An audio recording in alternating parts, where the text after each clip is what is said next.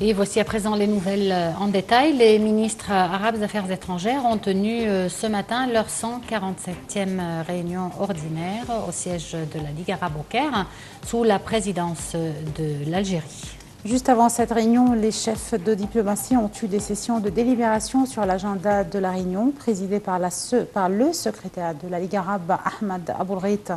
La réunion discute le travail arabe conjoint dans les domaines politiques, économiques et sociaux. La question palestinienne est toujours à la une des priorités des pourparlers qui seront centrés sur la situation en Syrie, en Libye, au Yémen et en Irak, ainsi que les efforts déployés dans la lutte contre le terrorisme. Parmi les sujets qui seront débattus également figurent l'ingérence iranienne et turque dans les affaires intérieures des pays arabes, les relations inter-arabes, les agglomérations régionales, ainsi que la préparation de l'agenda du prochain sommet arabe qui sera tenu en Jordanie.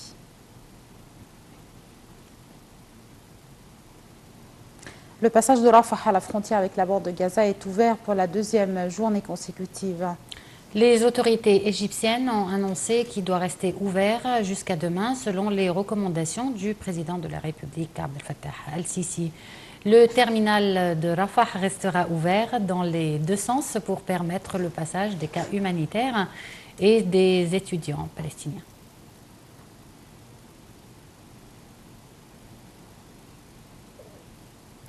La bourse du Caire a terminé en hausse aujourd'hui. Son capital du marché a gagné 4 milliards 600 millions de livres égyptiennes pour atteindre 620 milliards 600 millions de livres égyptiennes. Cette hausse est due aux opérations d'achat intensif de la part des institutions, des fonds d'investissement et des individus égyptiens. L'indice principal EGX 30 a rebondi de 0,43% pour atteindre 12 677.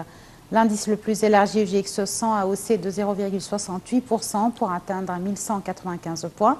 Et l'indice des petites et moyennes entreprises EGX 70 a augmenté de 0,58%, atteignant ainsi 496 points.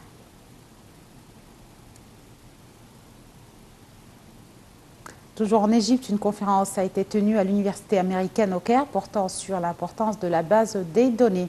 Des spécialistes dans ce domaine ont participé à cette conférence. Wael Saïd était sur place. Une conférence a été tenue au siège de l'université américaine au Caire sous le slogan d'un usage de la force économique de la base des données au Proche-Orient et au nord de l'Afrique. Des étudiants, des chercheurs ainsi que des professeurs spécialistes dans ce domaine ont participé à cette conférence.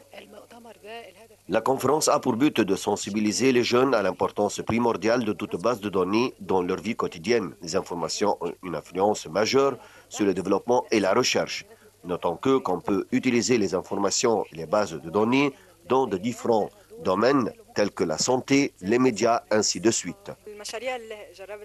Dans mon projet, j'ai présenté comment on peut utiliser les bases de données pour le développement des différents secteurs du travail. La base de données aide à découvrir le potentiel des jeunes pour l'utiliser dans les projets importants. À travers ces mêmes informations, les besoins du marché du travail seront facilement déchiffrés. L'analyse des bases de données puise leur importance du fait qu'elles ouvrent la voie devant les jeunes pour reconnaître et découvrir les chances du travail et créer de nouvelles opportunités. Wael Saïd, NAL TV International.